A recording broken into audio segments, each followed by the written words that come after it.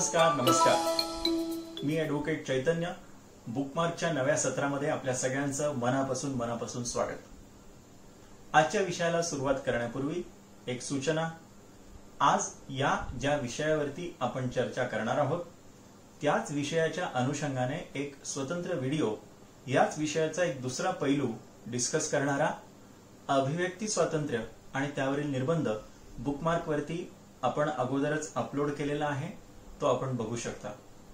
आज ज्या विषयावरती आपण चर्चा करणार आहोत तो विषय आहे अभिव्यक्ती स्वातंत्र्याच्या अनुषंगाने भारतीय राज्यघटनेत झालेली पहिली घटना दुरुस्ती, तिचं स्वरूप आणि तिची कारणं कोणती होती याबद्दल। भारतीय राज्यघटना आपण पूर्णांशाने 26 जानेवारी 1950 रोजी स्वीकारली। 22 प्रकरण, 12 परिशिष्ट आणि 395 कलम एवढा भारतीय राज्यघटनेचा विस्तार। भारतीय राज्यघटना लिहून तयार होण्यासाठी 2 वर्ष 11 महिने आणि 17 दिवस एवढा प्रदीर्घ कालावधी लागला होता। पण कोणाचा विश्वास बसेल की भारतीय राज्यघटना जी लिहिण्यासाठी एवढा मोठा काळ लागला होता त्या राज्यघटनेमध्ये पहिली घटना दुरुस्ती करण्याची वेळ घटना स्वीकारल्यानंतर अवघ्या 17 महिन्यांच्या काळामध्ये येऊन ठेपेल। हो, पण ही वस्तुस्थिती आहे। भारतीय राज्यघटनेमध्ये 18 जून 1951 रोजी पहिली घटना दुरुस्ती मंजूर करण्यात आली। पहिल्या घटना दुरुस्तीमध्ये 3 प्रमुख सुधारणा भारतीय राज्यघटनेमध्ये करण्यात आल्या। एक, शिक्षण संस्थांमध्ये विद्यार्थ्यांना आरक्षण देण्याच्या दृष्टीने कलम 15 मध्ये उपकलम 4 हे नवीन कलम जोडण्यात आलं। 2, ज्या पैलूबद्दल आपण बोलणार आहोत, अभिव्यक्ती स्वातंत्र्यावरील निर्बंधांच्या यादीमध्ये वाढ करण्यात आली। आणि 3, मालमत्ता धारण करण्याचा अधिकार म्हणजेच राईट टू प्रॉपर्टीच्या अनुषंगाने कलम 31 मध्ये काही सुधारणा करण्यात आल्या होत्या। त्यापैकी आपण आपल्या आजच्या चर्चेचा विषय मर्यादित ठेवलेला आहे अभिव्यक्ती स्वातंत्र्यावरील निर्बंधांमध्ये जी वाढ करण्यात आली त्या मागची नेमकी कारणं कोणती होती। विषयाला सुरुवात करण्यापूर्वी घटना दुरुस्ती करण्याचा संपूर्ण अधिकार हा संसदेला कलम 368 मध्ये देण्यात आलेला आहे। संसदेच्या सभागृहामध्ये उपस्थित असलेल्या एकूण सदस्य संख्येपैकी 2/3 पेक्षा जास्त सदस्यांनी जर एखाद्या प्रस्तावित घटना दुरुस्तीला मंजुरी दिली तर ती घटना दुरुस्ती संसदेकडून मंजूर केली जात असते। म्हणजेच घटना दुरुस्ती करणे होणे यात काहीही अपवादभूत किंवा अभूतपूर्व किंवा आक्षेपार्ह अजिबात नाहीये। राज्यघटनेमध्येच घटना दुरुस्त करण्याची तजवीज तरतूद ही करून ठेवण्यात आलेली आहे। पहिली घटना दुरुस्ती अभिव्यक्ती स्वातंत्र्याच्या अनुषंगाने जेव्हा झाली तेव्हा अभिव्यक्ती स्वातंत्र्यावरती जे 4 निर्बंध घटना स्वीकारली गेल्याच्या दिवशी उपलब्ध होते ते कोणते होते? ते 1, डिफेमेशन, दुसरं ऑब्सिनिटी, तिसरं कंटेम्प्ट ऑफ कोर्ट आणि चौथं सेक्युरिटी ऑफ द स्टेट। मराठीत आपण पटकन बघूयात। अब्रू नुकसानी, अश्लीलता, न्यायालयाचा अवमान आणि देशाची सुरक्षितता हे 4च निर्बंध अभिव्यक्तीवरील निर्बंध म्हणून लागू होते ज्या दिवशी आपण घटना स्वीकारली। या 4 निर्बंधांमध्ये अधिकच्या 3 निर्बंधांची वाढ करण्यात आली। ते कोणते होते? पब्लिक ऑर्डर म्हणजे सार्वजनिक सुव्यवस्था, दुसरं होतं friendly relations with foreign state, परकीय राष्ट्रासोबतचे मैत्रीपूर्ण संबंध, आणि तिसरं होतं इन्साइटमेंट टू ऑफेन्स, गुन्ह्यास उद्युक्त करणे। ह्या 3 निर्बंधांची आता आपण क्रमाक्रमाने चर्चा करूयात। पहिल्यांदा तो निर्बंध कोणता होता, अगदी थोडक्यात, म्हणजे तो निर्बंध कोणता होता एवढंच, आणि मग त्यामागची कारणं कोणती होती त्या निर्बंधाचा समावेश होण्यामागची। पहिला निर्बंध पब्लिक ऑर्डर, सार्वजनिक सुव्यवस्था। 4 निकाल न्यायालयाने दिलेले कारणीभूत ठरले होते हा नवीन शब्द निर्बंधांच्या यादीमध्ये जोडला जाण्यासाठी। त्यापैकी पहिला निकाल आपण ABCD या क्रमाने हे निकाल बघणार आहोत। निकाल क्रमांक A, Romesh Thapar versus state of Madras. Crossroads नावाचं एक मासिक रोमेश थापर हे पत्रकार भारतामध्ये चालवत होते। मद्रासमध्ये देखील क्रॉसरोड्सचं वितरण होतं। परदेशात शिक्षण घेऊन भारतात आल्यानंतर रोमेश थापर यांनी काही दिवस टाइम्स ऑफ इंडिया या वर्तमानपत्रामध्ये उपसंपादकपदी नोकरी केली होती आणि परदेशात महाविद्यालयीन शिक्षण इंग्लंडमध्ये घेत असताना रोमेश थापर हे कम्युनिस्ट विचारांच्या प्रभावाखाली आले होते। स्वातंत्र्योत्तर भारतात पहिलं सरकार पंडित जवाहरलाल नेहरू यांच्या नेतृत्वाखाली निवडून आलं होतं। या सरकारच्या कारभारावरती तीव्र शब्दात क्रॉसरोड्समधनं टीका केली जात होती। या खरमरीत टीकेमुळे अडचणीत आपण कदाचित येऊ अशी भीती वाटल्यामुळे मद्रास प्रांतामधल्या काँग्रेस प्रणित सरकारने एक आदेश section 9(1)A Madras maintenance of public order act या कायद्याखाली जारी केला आणि त्या आदेशाद्वारे मद्रास प्रांतामध्ये क्रॉसरोड्स या मासिकाच्या वितरणावरती बंदी लादण्यात आली। या बंदी आदेशाला रोमेश थापर यांनी सर्वोच्च न्यायालयात आव्हान दिलं आणि सर्वोच्च न्यायालयाच्या 6 न्यायमूर्तींच्या पीठाने 26 मे 1950 रोजी दिलेल्या निकालाद्वारे रोमेश थापर यांची याचिका मंजूर केली। याचिका मंजूर करत असताना अतिशय साधा तर्क सर्वोच्च न्यायालयाने लावला होता, ज्याला आपण मराठीत म्हणत असतो, आडात नाही तर पोहऱ्यात कुठून येणार, बरोबर। त्याचं कारण असं की जी सबब किंवा जे कारण मद्रास सरकारने क्रॉसरोड्सच्या वितरणावरती बंदी लादताना पुढे केलं होतं ते काय होतं? ते होतं की सार्वजनिक सुव्यवस्थेला धोका संभवतो जर हे मासिक लोकांमध्ये वितरित झालं तर। कोर्टाने मद्रास सरकारच्या वकिलांना एकच साधा प्रश्न केला सर्वोच्च न्यायालयाने की अभिव्यक्ती स्वातंत्र्यावरील निर्बंधांच्या यादीत जे निर्बंध आहेत त्यामध्ये कुठे सार्वजनिक सुव्यवस्था असा शब्द आलेला आहे आम्हाला दाखवा। आणि तसा शब्द तिथे अर्थातच उपस्थित नव्हता, उपलब्ध नव्हता आणि म्हणून रोमेश थापर यांच्या बाजूने सर्वोच्च न्यायालयाने आपला निकाल दिला। निकाल क्रमांक B, Brijbhushan versus state of Delhi. Organiser या मासिकाचे मुद्रक आणि प्रकाशक होते ब्रिजभूषण, संपादक होते KR मलकानी। मुख्य आयुक्त दिल्ली यांनी 2 मार्च 1950 रोजी एक आदेश जारी केला होता section 7 subsection 1 subsection C east Punjab public safety act 1949 या कायद्याखाली। त्या आदेशात असं म्हटलं होतं की ऑर्गनायझर या मासिकामध्ये कुठलाही मजकूर, बातमी, लेख, व्यंगचित्र, छायाचित्र जर पाकिस्तान किंवा धर्म या 2 विषयांच्या अनुषंगाने छापलं जाणार असेल तर तो मजकूर अगोदर पूर्व छाननीसाठी प्रोव्हिन्शियल प्रेस ऑफिसर या सरकारी अधिकाऱ्याकडे ऑर्गनायझरने द्यायला पाहिजे आणि त्यांनी तो ओके केल्यानंतरच मग तो छापला जाऊ शकतो। या आदेशाच्या विरुद्ध ब्रिजभूषण यांनी सर्वोच्च न्यायालयात धाव घेतली होती आणि ज्या दिवशी रोमेश थापर यांच्या केसमध्ये म्हणजेच 26 मे 1950 रोजी सर्वोच्च न्यायालयाने निकाल दिला होता त्याच दिवशी त्याच पीठाने ब्रिजभूषण यांच्या केसमध्ये देखील ब्रिजभूषण यांच्या बाजूने सर्वोच्च न्यायालयाने निकाल दिला आणि तर्कही तोच होता। निकाल क्रमांक C, अमरनाथ बाली यांची केस। अमरनाथ बाली यांनी एक पुस्तक लिहिलं होतं। पुस्तकाचं शीर्षक होतं नाव that it can be told. Hindu, Muslim आणि शीख दंगलींबद्दल या पुस्तकामध्ये अत्यंत भडकाऊ अशा स्वरूपाचं वर्णन केलेलं आहे। या आधारावरती section 4 subsection 1 subsection H press emergency powers act 1931 या कायद्याखाली मुख्य आयुक्त दिल्ली यांनी बाली यांनी लिहिलेल्या आणि छापण्यात आलेल्या पुस्तकाच्या नाव that it can be told या पुस्तकाच्या सर्व छापण्यात आलेल्या प्रती जप्त करण्याचा आदेश 5 एप्रिल 1950 रोजी दिला होता। या आदेशाविरुद्ध अमरनाथ बाली यांनी पंजाब आणि हरियाणा उच्च न्यायालयात रिट याचिका दाखल करून त्या आदेशाला आव्हान दिलं होतं।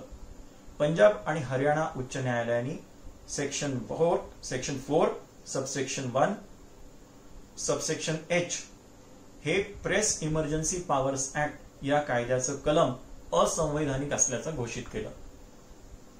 निकाल क्रमांक डी, शैलबाला देवी वर्सेस स्टेट ऑफ बिहार. बिहारमधल्या माणभूम जिल्ह्यामध्ये पुरुलिया या गावी भारत प्रिंटिंग प्रेस नावाचा एक छापखाना शैलबाला देवी या महिला चालवत होत्या. या छापखान्यामध्ये संग्राम नावाचं एक बंगाली भाषेतलं पत्रक पॅम्पलेट छापलं गेलं होतं. या पॅम्पलेट मधील मजकूर हा अत्यंत भडकाऊ आणि लोकांना हिंसेसाठी उद्युक्त करणारा आहे. या आधारावरती उपसचिव बिहार राज्य यांनी शैलबाला देवी यांच्या विरुद्ध section 28 press emergency powers act या कायद्याच्या तरतुदीखाली एक आदेश पारित केला होता. ज्या आदेशात शैलबाला देवी यांना रोख रुपये 2000 ची सुरक्षा ठेव रक्कम सरकार जमा करण्याचा आदेश करण्यात आला होता आणि ही रक्कम जमा न केल्यास त्यांच्या छापखान्याला, मुद्रणालयाला, प्रेसला सील करण्यात येईल असं त्या आदेशात म्हटलं होतं. या आदेशाला शैलबाला देवी यांनी पाटणा उच्च न्यायालयात आव्हान दिलं आणि 13 ऑक्टोबर 1950 रोजी न्यायमूर्ती रामस्वामी, न्यायमूर्ती शेरियार आणि न्यायमूर्ती सरजू प्रसाद यांनी दिलेल्या निकालाद्वारे शैलबाला देवी यांची याचिका मंजूर करण्यात आली.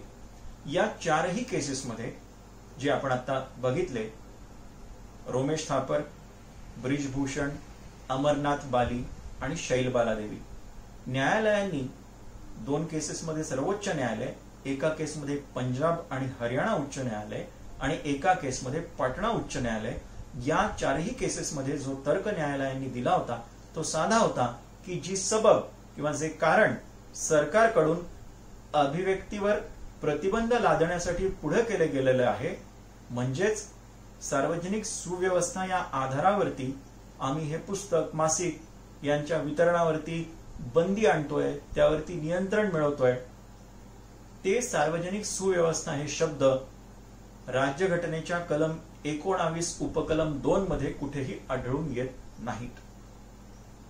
आणि त्यामुळे पंडित जवाहरलाल नेहरू यांच्या नेतृत्वाखालील सरकारने पहिली योजना अभिव्यक्ती स्वातंत्र्याच्या अनुषंगाने जी केली होती ती होती निर्बंधांच्या यादीमध्ये पब्लिक ऑर्डर या नव्या निर्बंधाचा समावेश. आता दुसऱ्या निर्बंधाबद्दल बोलूयात जो नव्याने ऍड करण्यात आला आणि तो होता परकीय राष्ट्रासोबतचे मैत्रीपूर्ण संबंध. ऐकायला थोडंसं मजेशीर वाटेल, पण आज ज्या देशासोबत आपण अगदी टिपेचा सूर लावून सतत भांडत असतो त्या पाकिस्तान सोबतचे आपले संबंध बिघडू नयेत म्हणून या नव्या निर्बंधाचा समावेश भारतीय राज्यघटनेमधील निर्बंधाच्या, अभिव्यक्ती स्वातंत्र्यावरील निर्बंधांच्या यादीत करण्यात आला होता. पण हे खरंय, पंडित जवाहरलाल नेहरू यांच्या नेतृत्वाखाली जे मंत्रिमंडळ काम करत होतं त्या मंत्रिमंडळामध्ये उद्योग आणि पुरवठा खात्याचे कॅबिनेट मंत्री म्हणून जबाबदारी पंडित नेहरू यांनी दिली होती डॉक्टर श्यामाप्रसाद मुखर्जी यांच्याकडे. भारतीय जनसंघाचे संस्थापक असलेले डॉक्टर श्यामाप्रसाद मुखर्जी यांनी या मंत्रिमंडळात काही दिवस काम केलं. पण नंतर पंडित नेहरू यांनी ज्या पद्धतीने काश्मीर आणि पाकिस्तान प्रश्न हाताळायला सुरुवात केली त्यावरून डॉक्टर मुखर्जी आणि पंडित नेहरू यांच्यामध्ये तीव्र अशा स्वरूपाचे मतभेद निर्माण झाले. पाकिस्तान सोबत युद्धाची भाषा केल्याखेरीज पाकिस्तान वठणीवर येणार नाही असं मत डॉक्टर श्यामाप्रसाद मुखर्जी यांचं होतं. त्याच दरम्यान काश्मीरवरती ताबा मिळवण्यासाठी आदिवासींचा वेश करून पाकिस्तानच्या सैन्याने काश्मीरवरती चाल केली होती. पाकिस्तानमध्ये अल्पसंख्याक असलेल्या हिंदूंवरती मोठ्या प्रमाणावरती अत्याचार होत होते. पाकिस्तानचे 2 भाग होते, ईस्ट पाकिस्तान आणि वेस्ट पाकिस्तान. ज्याला आपण आज बांगलादेश म्हणून ओळखतो तो देखील पाकिस्तानचाच एक हिस्सा होता. तिथे देखील हिंदूंवरती अत्याचार होत होते. याला उत्तर म्हणून पश्चिम बंगालमध्ये हिंदू आणि मुस्लिम यांच्यामध्ये दंगली पेटलेल्या होत्या. एकूणच सर्व काळ अत्यंत तणावपूर्ण असा होता. या पार्श्वभूमीवरती पाकिस्तान आणि भारत या दोन देशांमध्ये एक महत्वपूर्ण द्विपक्षीय करार करण्याचं बेतलं. याच कराराला आपण आज नेहरू लियाकत पॅक्ट म्हणून ओळखतो. लियाकत अली खान हे त्यावेळेचे स्वतंत्र पाकिस्तानचे पहिले पंतप्रधान किंवा प्रधानमंत्री. त्यांच्यात आणि पंडित जवाहरलाल नेहरू यांच्यामध्ये 8 एप्रिल 1951 रोजी उभय देशात अल्पसंख्याकांचं संरक्षण व्हावं, ज्या मालमत्ता फाळणीनंतर काही लोक तिकडून इकडे आले, इकडून तिकडे गेले, त्यांच्या मालमत्तांबद्दल इव्हॅक्यू प्रॉपर्टी ऍक्ट म्हणून त्याबद्दल एक स्वतंत्र कायदा आहे, त्या अनुषंगाने काही प्रक्रिया प्रोसिजर त्या पॅक्ट मध्ये ठरवण्यात आली होती. अशा काही मुद्द्यांवरती नेहरू लियाकत करारामध्ये तपशीलवार अटी आणि शर्ती ठेवण्यात आल्या होत्या. आणि त्या अटी आणि शर्तींमध्ये एक अट ही देखील होती की दोन्ही देशांनी एकमेकांविरुद्ध बिखारी अशा स्वरूपाचा प्रोपोगंडा म्हणजेच प्रचार आता करण्यापासून लांब राहावं. या नेहरू लियाकत करारावरती स्वाक्षरी ज्या दिवशी झाली म्हणजे 8 एप्रिल 51 रोजी, त्याच्या 2च दिवस आधी डॉक्टर श्यामाप्रसाद मुखर्जी यांनी पंडित नेहरू यांच्या पाकिस्तान संबंधीच्या धोरणाचा निषेध म्हणून त्यांच्या मंत्रिमंडळातून स्वखुशीने राजीनामा दिला होता. आणि नेहरू लियाकत करारावरती स्वाक्षरी झाल्यानंतर अवघ्या काही दिवसात डॉक्टर मुखर्जी यांनी कलकत्ता येथे एक रोखठोक भाषण केलं आणि त्यामध्ये पुन्हा पाकिस्तान सोबत युद्ध केल्याखेरीज आता तरणोपाय नाही असं विधान त्यांनी केलं. या विधानाबद्दल आक्षेप व्यक्त करणारी एक तार टेलिग्राम ही जरफुल्ला खान हे पाकिस्तानचे पहिले परराष्ट्र मंत्री जे होते त्यांनी सरदार वल्लभभाई पटेल यांना पाठवली. पण सरदार वल्लभभाई पटेल यांनी त्या तारेचं उत्तर देत असताना असं म्हटलं की भारतीय राज्यघटनेमध्ये कलम 19 मध्ये अभिव्यक्तीवर जे निर्बंध उपलब्ध आहेत तेवढ्या निर्बंधांच्या आधारे अशा कुठल्याही विधानांवरती तुर्तास तरी काबू मिळवणं आम्हाला शक्य नाही. थोडक्यात डॉक्टर मुखर्जी यांनी पंडित जवाहरलाल नेहरू यांच्या पाकिस्तान आणि काश्मीर प्रश्नाच्या हाताळणी संबंधाने जी भूमिका घेतली होती ती देखील एक महत्वाचं कारण ठरली. Friendly relation with foreign state या नवीन शब्दांची जोड अभिव्यक्ती स्वातंत्र्यावरील निर्बंधांच्या यादीमध्ये दिली जाण्यामागे. खेरीज मास्टर तारासिंग नावाचे एक शीख समुदायाचे नेते होते. त्यांनी भाषिक आधारावरती स्वतंत्र शीख राज्याची संकल्पना मांडली होती. हरियाणा आणि पंजाब अन्यथा सुरुवातीला एकच प्रांत होते. नंतर हिंदी भाषिक भाग वेगळा करून हरियाणा हे राज्य स्थापन करण्यात आलं आणि पंजाब हा शीख म्हणजेच गुरुमुखी बोलणाऱ्या लोकांचा समुदाय या आधारावरती त्याचं वेगळं राज्य स्थापन करण्यात आलं. या तारासिंग यांच्या विरुद्ध देखील सेडिशन म्हणजे राजद्रोह आणि 2 धर्मसमुदायांमध्ये तेढ निर्माण करणे या कलम 153 कॅपिटल ए भारतीय दंडविधान या 2 कलमांखाली एक खटला चालू होता.